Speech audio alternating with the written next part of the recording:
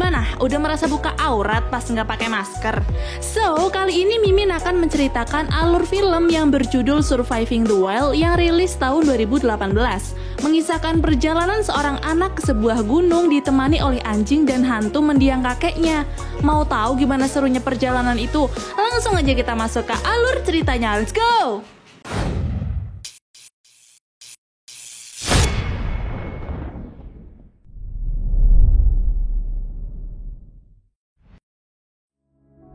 Seorang anak broken home bernama Shaun baru saja ditinggal mati oleh kakeknya sehingga ia bersedih. Karena merasa tak nyaman dengan kerumunan di rumahnya itu, ia lalu memutuskan pergi memisahkan diri dari tamu-tamu tersebut dan memilih menemani anjing milik mendiang kakeknya bernama Rally.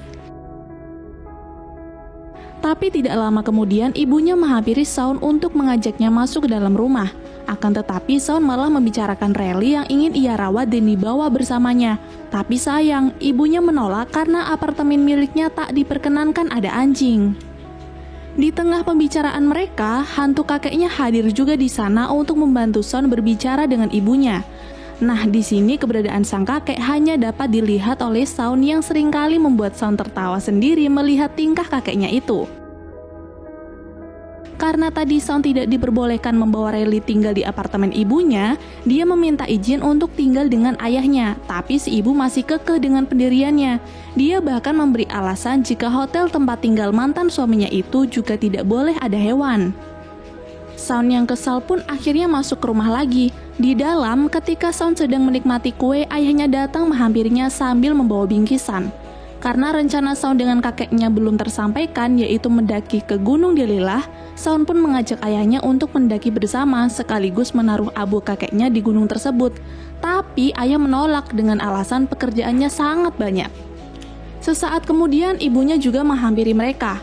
Ternyata sang ibu mendengar perbincangan Shaun dengan ayah. Sontak ibunya melarang Shaun untuk datang ke Gunung Delilah itu. Mendengar omelan ibunya, Shaun hanya menghela nafas, kemudian membuka bingkisan yang ternyata isinya GoPro. Hal itu pun sontak membuat ibu marah dan terus mengoceh pada mantan suaminya karena dia tersinggung. Orang lagi berduka kok malah dikasih hadiah. Ibu yang tidak tahan dengan kehadiran mantan suaminya itu pun langsung mengusir, tapi tiba-tiba Shaun juga pergi karena kecewa dengan sikap keras kepala ibunya. Singkat waktu, malam pun tiba dan kini Shaun sudah berada di apartemen ibu. Terlihat abu sang kakek juga disimpan di rak. Di sini, Shaun terpaksa membohongi sang ibu agar dia bisa mendaki besok.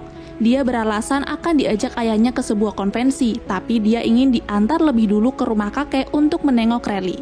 Ibu yang tidak keberatan dengan hal itu pun langsung menyetujuinya dan akan mengantar Shaun besok pagi. Di tengah malam, rencana kedua dijalankan, di mana Shaun mengendap-endap mengambil guci berisi abu kakeknya yang akan ditukar dengan oatmeal. Kemudian abunya dimasukkan ke botol milik ibunya. Saat sedang melakukan aksinya, Shaun dikejutkan oleh kehadiran hantu kakek, sehingga membuat barang-barang di lemari atas jatuh. Mendengar ada suara keributan, ibunya langsung berteriak memanggil Shaun. Untung saja anak itu bisa mengatasinya.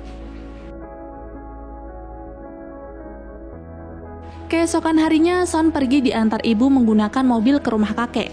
Di perjalanan mereka bicara tentang kisah keluarganya yang hancur. Namun di tengah pembicaraan itu, ibu melihat botol miliknya yang kemudian dia ambil dan bertanya mengapa benda ini dibawa. Shaun yang takut ketahuan dengan cepat merebut benda tersebut sambil menjawab jika ia membawa benda itu karena sekedar suka saja. Karena bersikeras untuk tetap pergi ke Gunung Delilah dan memenuhi rencana yang tertunda, Shaun langsung mengemasi barang-barang yang perlu dibawa. Saat sedang mengemasi barang, kakeknya yang muncul semaunya itu hadir lagi dan sedikit memberi arahan apa saja yang harus dibawa. Dan ketika selesai berkemas, Shaun yang masih kecil berangkat mengendarai mobil bersama hantu sang kakek dan Rally. Di perjalanan ketika kakeknya merasa takut karena Shaun ugal-ugalan menyetir mobilnya, mobil polisi muncul di belakang mereka yang mereka kira akan menilang Shaun. Ternyata mereka hanya lewat. Namun Shaun tetap menghentikan mobilnya untuk menelpon sang ayah dengan mengatakan kebohongan juga padanya. Dia berkata tak usah dijemput karena akan melakukan liburan bersama ibu. Sebelum telepon ditutup, Shaun juga berkata jika sebenarnya sang ibu masih mengharapkan ayah kembali. Hantu kakek yang mendengar itu pun langsung menyebut Shaun sebagai anak yang manipulatif, tapi sepertinya memang itu yang terbaik sehingga perjalanan pun kembali dilanjutkan. Singkat cerita, Shaun sampai di suatu tempat, tapi di sana kakek malah izin untuk pergi meninggalkan cucunya sementara karena menurut kakek, Shaun tidak membutuhkannya. Untungnya sang kakek masih bisa memandu Shaun dalam perjalanan nanti. Dia berkata jika Shaun tiba di gua, Shaun tidak boleh ambil jalan kiri dan harus selalu berada di kanan. Selesai mengarahkan, Shaun bertanya, apakah kakek itu nyata? Apa mungkin hanya hantu, jiwa, atau hanya imajinasi Shaun saja? Kakeknya menjawab bahwa semua itu tidak ada bedanya, karena kakek tetaplah kakek yang Shaun kenal. Pada akhirnya, Shaun mengira jika dirinya sudah gila, tapi ia yakin bahwa kakeknya itu nyata. Ia lalu turun dan memotret mobilnya supaya tak lupa ia telah parkir di mana. Shaun langsung melakukan perjalanannya lagi, menyusuri hutan belantara dengan berjalan kaki. Sejenak ia berhenti untuk minum dan membaginya juga untuk Riley. Sampai pada akhirnya mereka menemukan gua yang dimaksud oleh kakeknya itu. Dengan semangat mereka pun lari memasuki gua tersebut dan mematuhi apa kata sang kakek untuk selalu mengambil jalur kanan. Saat mereka melewati gua yang gelap dan digenangi air itu, akhirnya kejutannya terlihat juga, di mana terlihat sebuah perahu yang bisa mempersingkat perjalanan mereka hingga tidak lama kemudian mereka tiba di sungai. Seiring berjalannya waktu, mereka menepi karena Shaun berniat mengabadikan perjalanannya itu menggunakan handphone. Dengan emosional yang hampir pecah, di depan kamera ia menceritakan tujuannya datang ke sini karena ingin menaburkan abu kakeknya di puncak gunung Delilah. Shaun juga memberitahu bahwa kakek mengajarinya cara menjadi seorang pria, bertahan hidup di alam liar tanpa ada bantuan dari teknologi. Karena tak tahu harus berbicara dengan siapa, Shaun pun curhat bahwa ibu dan ayah tak seperti kakek yang selalu menemani Shaun. Orang tuanya itu selalu sibuk bekerja, sehingga sosok kakek menjadi orang yang dimiliki Shaun satu-satunya. Tapi sayang, kini dia sudah mati dan yang dia punya hanya Riley untuk menemani hidupnya. Selesai nge-vlog, ia beristirahat dan berniat memancing ikan, tapi sayangnya tak satu pun ikan menyangkut di kailnya, sehingga Shaun pun memutuskan makan sayuran di sekitar. Malam hari pun tiba. Di dalam tenda, Shaun membaca cerita. Riley juga diam seolah menikmati cerita itu dan kemudian mereka tidur. Esok harinya, saat mereka melakukan perjalanan lagi, Shaun mengecek ponselnya dan mendapati ada sinyal di ponselnya itu. Dan saat dibuka, ternyata ada pesan suara sang ibu yang berisi pertanyaan kabar dan selamat bersenang-senang dengan ayahnya. Setelah itu, mereka melanjutkan perjalanan lagi. Karena perjalanan masih jauh dan malam tidak terasa sudah tiba, Shaun berkemah lagi. Di sana ia menyalakan api unggun, memainkan harmonikanya dan bernyanyi. Namun saat di tengah santai bernyanyi ada suara tembakan. Suara itu ternyata tak membuatnya panik karena menganggap mereka mungkin hanya seorang pemburu biasa. Tapi ketika Shaun dan Riley sedang tertidur lelap di tenda, datang seekor beruang ganas yang mencoba menyerang mereka berdua. Karena takut, Shaun berusaha untuk tetap diam lalu perlahan beruang itu pun pergi. Saat akan membuka tenda, kakeknya muncul lagi. Entah dia melakukan apa pada beruang itu. Kakek hanya mengatakan bahwa beruang itu takut karena melihat hantu. Sebelum pergi semau-maunya, kakek menyuruh mereka tidur dengan tenang. Singkat cerita, pagi pun tiba dan Shaun melanjutkan perjalanan. Ia kemudian pergi ke tepian sungai untuk mengambil air, tapi sialnya ransel yang dikenakannya jatuh ke sungai. Shaun yang mencoba meraih ransel malah terbawa arus, kepalanya juga terbentur batu, ditambah ia tak bisa berenang dan hanya berteriak minta tolong kepada Riley. Awalnya anjing itu hanya bisa menggonggong saja, tapi pada akhirnya Riley memberikan kayu yang dijulurkan pada Shaun sehingga ia tarik ke daratan dan dapat diselamatkan. Tapi sayang, ransel Shaun terbawa arus sungai. Untung saja botol yang berisi abu kakek masih digenggamnya. Dari kejauhan, hantu kakeknya mengamati lalu menghampiri Shaun yang tubuhnya terbaring lemas dan kedinginan. Kakeknya pun berkata padanya jangan mengasihani diri sendiri dan menyuruhnya bangun. Shaun terus bergerak agar suhu tubuhnya tetap terjaga. Shaun juga memeluk anjingnya itu untuk mendapatkan kehangatan. Kakeknya itu mengingatkan prioritas bertahan hidup hanya ada 4, yaitu udara, tempat tinggal, air, dan makanan. Jika Sound merasa tanpa barang-barangnya sekarang Sound tidak bisa apa-apa termasuk membuat api unggun, maka itu adalah salah. Sementara di tempat lain, ibunya memandangi guci tempat abu kakek. Lalu kemudian ibu mengambil guci tersebut tapi terjatuh dan isinya tumpah. Melihat isi di dalamnya ternyata ditukar dengan oatmeal, ibunya hanya menghela nafas. Lalu dengan emosi, ibu mengirim pesan suara pada Sound bahwa perbuatannya itu tidak lucu. Ibu juga mengirim pesan suara pada ayah dan memberitahu hal tersebut. Sampai pada akhirnya ayah dan ibu mengetahui bahwa anaknya pergi ke Gunung Delilah. Mereka yang khawatir pun bergegas pergi untuk mencari anaknya itu.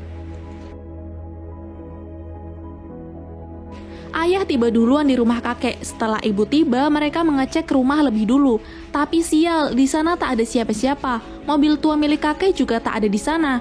Tiba di gudang, hantu kakek muncul lagi dengan mengingatkan 4 prioritas hidup.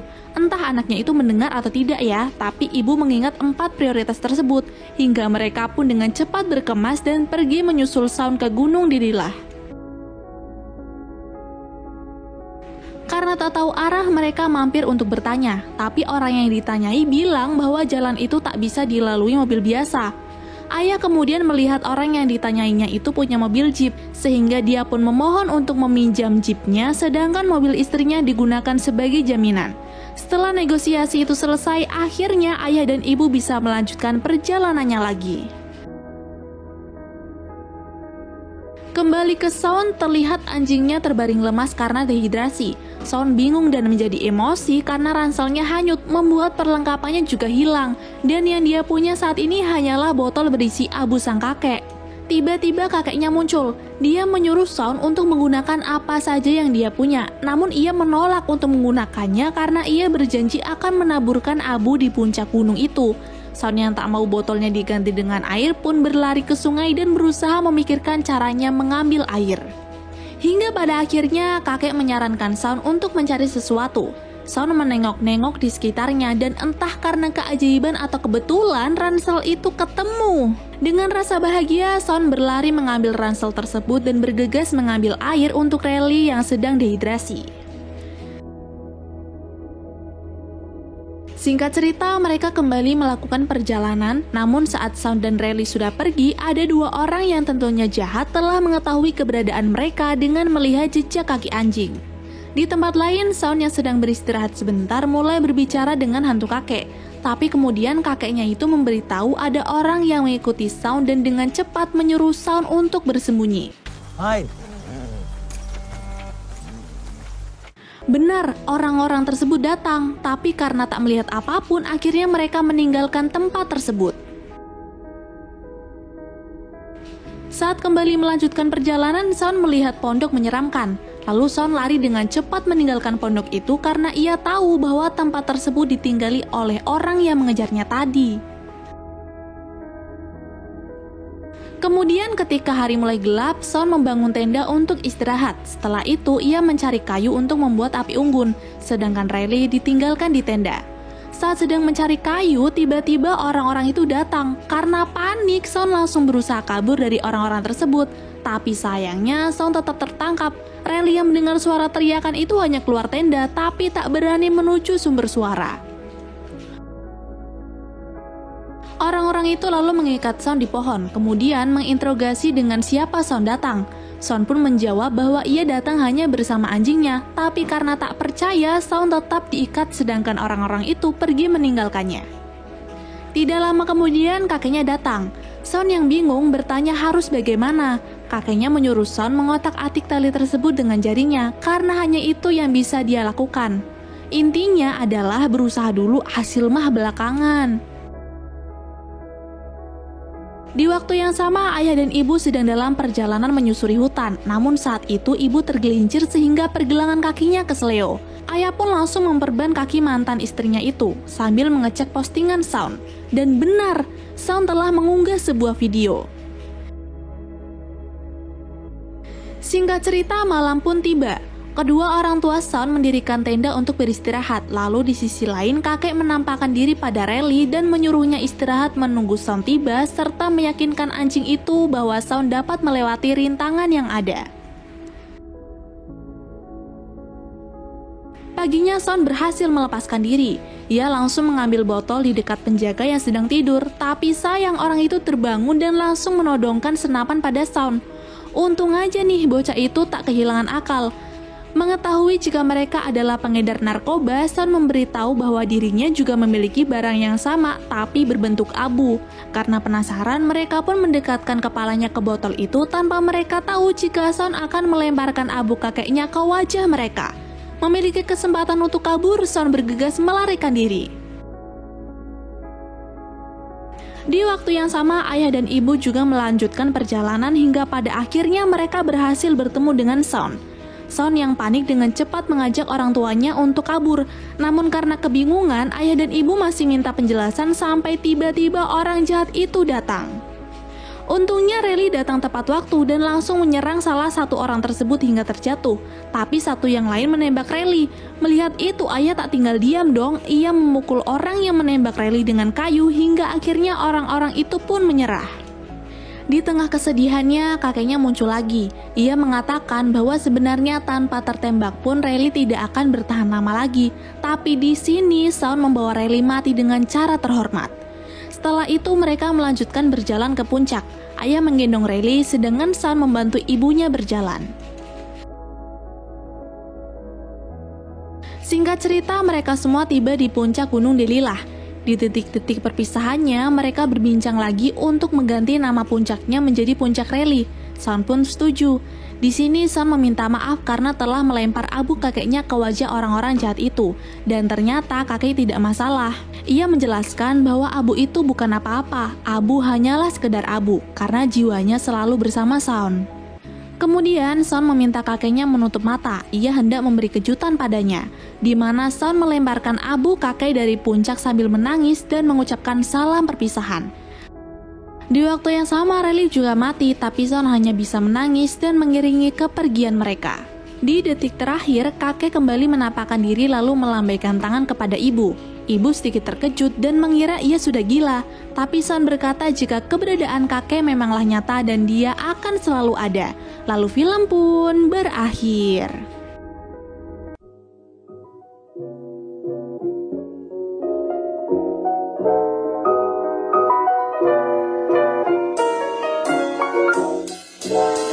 Jujur ini ending paling menyedihkan sih. Emang ya susah banget melepaskan orang yang kita cintai untuk pergi. Apalagi perginya nggak bisa balik lagi. Oke deh cu, mungkin sekian dulu video kali ini. Saya Sari Rasa dan tim mengucapkan hatur nuhun. Bye and see you.